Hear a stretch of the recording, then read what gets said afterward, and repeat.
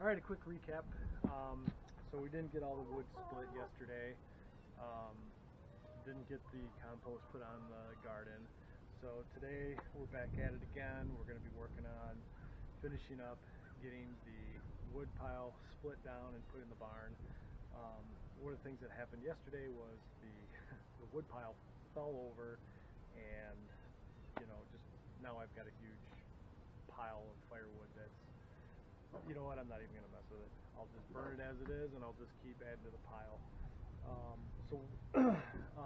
One of the things that I mentioned yesterday was with putting up the hoop house. I know in the previous video, this is Tilted Barn, and I had talked about cutting open the front of the barn and putting doors on to make a place for us to store the tractor.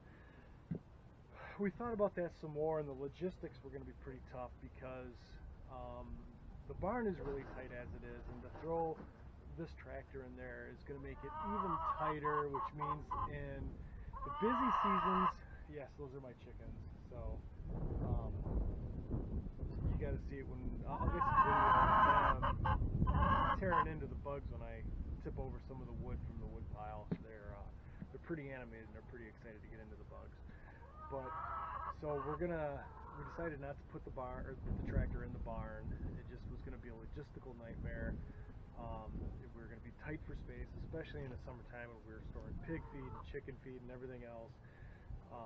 So we decided to put the hoop house up, and like I said in the video yesterday, putting the hoop house right here hopefully will give us a windbreak.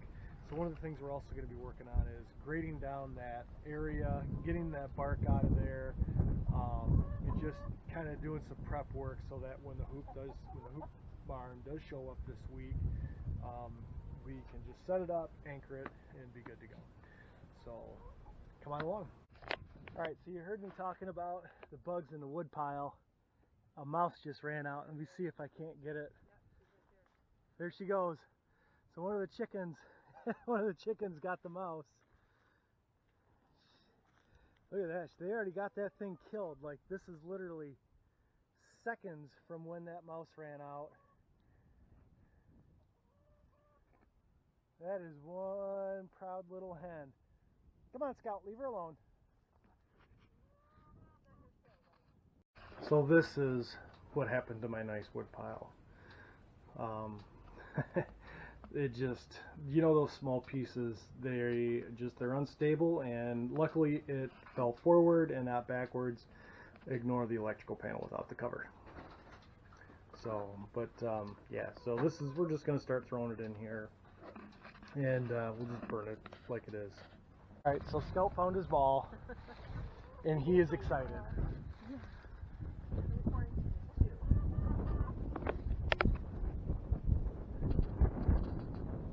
Oh, he's excited. You're such a good boy. You're such a good boy.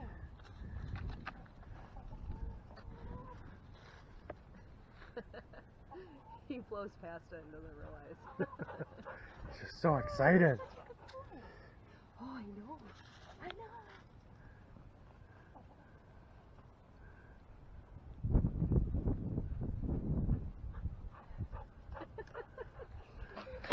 Alright, so while I got you here, and I had the wood stove in the picture, I don't know if I caught this yesterday or not, so if not, I'm going to do it again. So one of the reasons you might have noticed that I was splitting the firewood down really small, and one of the things about this wood stove is that the wood has got to be split down between 4 and 8 inches in diameter, and it has to be seasoned and have a moisture content of 20% or less. They actually send you a moisture probe to check the wood to make sure that it's dry enough. So what the reason is the government stepped in on wood stoves, and they said, hey, these things need to be more efficient. So the difference between this one and what you'll see probably from your neighbors or your relatives, what they're using, if it's an older wood stove, is they're practically throwing green trees in there and they're burning. This will not do that. This will go out if we tried to do that. Anything higher than 20%, you might be able to get 30, but it's not going to burn very well. It's going to be incredibly inefficient. But so this is the wood stove, and if this will brighten up, it's kind of hard to see, but this is the inside. Underneath there is a reaction chamber where it takes the heat and the smoke and everything, and it actually makes it so it does a more complete burn. It just, it burns off all the particulate and stuff like that. This is probably, I think the nameplate on here says it's burns 50% less wood.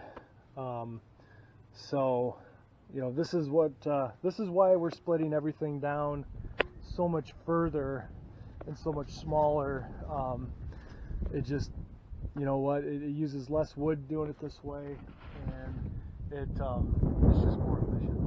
So that's the wood stove. This will heat our house and heat our hot water in the winter, and it will also, we have an extra port plumbed into it so that when we get a new barn in the future, it'll have a shop in it, and it's plumbed to go to a shop as well. So there's already the plumbing in place, the valves are in place, so we can just put a pump in, put the hosing in, and run it into a new barn when it comes. I'm just kind of thinking through what I'm going to want.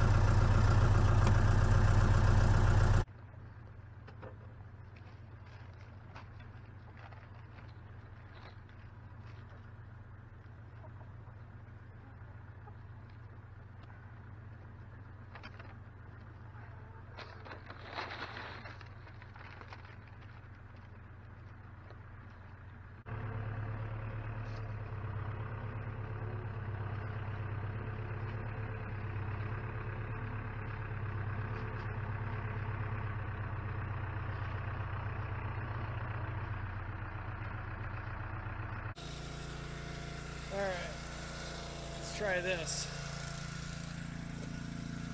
There we go.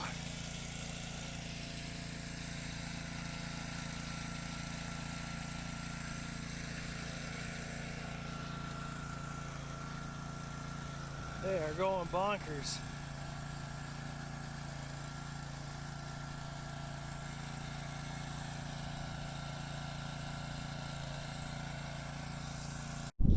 Well, we're just about wrapped up for the day, for the weekend actually. So this is where the tractor's gonna sit here. That's where the new hut will go, hoop hut, whatever you want to call it, hoop barn, hoop house, whatever you want to call it. So right there over where the tractor is, I got all the bark and all the scraps and stuff from splitting the firewood all cleaned up out of there. I was able to put it right here. This spot right here has actually been a problem for us. We go back and forth through here so much in the springtime and the fall and the winter when everything is you know, just ripe for getting rutted up. So last year Shantana had the idea that maybe we should throw the bark and stuff down from when we cut firewood, because the path between the barn and the wood stove, it was a greasy mess. It was almost dangerous. And so we did that. We threw down the bark and it worked great. It stayed drier, it didn't get as rutted up. So we thought, you know what, let's try that on a larger scale. Let's fill in these ruts. You know, and see how it goes. So I drove the tractor over it a few times, got it packed down. So we're gonna see how things go. Behind me, we got the gardens all packed in now and ready to go. So those got the compost on it. You can see the chickens are in seventh heaven. You know, they're loving this, having all this turned dirt and stuff. They've just been going crazy eating the bugs, and you know, you saw earlier they got that one mouse, so they've had a bit of a smorgasbord, so to speak. So that's it for now. You know, thanks for coming along, and hopefully we'll get another video out pretty soon this week with more fall prep stuff.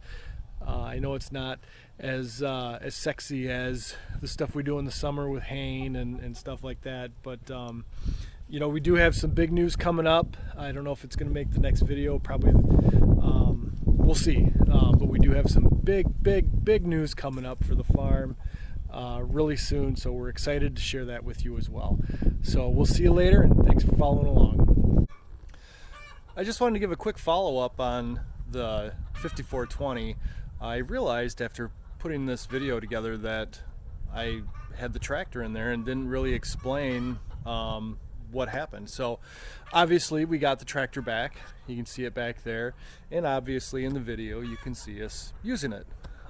So we got it back. It had been gone for about a month. The mechanics, they split this thing apart 5 different times. It blew apart the pawl, and it took out 6 of the gears inside the transmission. So there was a lot of damage that was done. Not a cheap fix. We're grateful to have it back. You know, you can see as we're running it through the paces, scooping dirt, just running back and forth, using different gears, forward, reverse, using that parking pawl again. Everything seems to be working better. Working better than it was when we took it in. So we're excited to have that back. So long story short, the 5420 is back. It's working, and we're looking forward to many years of good use with it. So that's the follow-up. Thank you.